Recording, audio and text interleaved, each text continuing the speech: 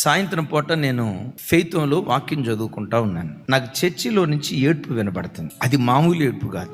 100 గొవ్వలు కలిసి మూలుగుతుంటే ఎట్లాంటి ధ్వని వినబడుతుందో అట్లాంటి మూలుగు.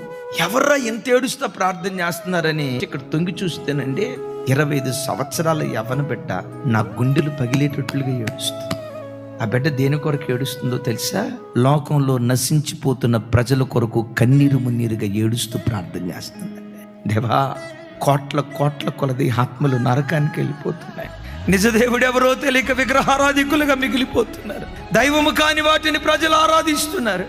కొంతమంది మీరు నిజదేవుడని ఎరిగినా నామకార్థ స్థితిలో నలిగిపోతూ నామకార్థ క్రైస్తవం ఎక్కువైపోయిందయ్యా. ప్రజలు నరకానికి వెళ్ళకూడదు.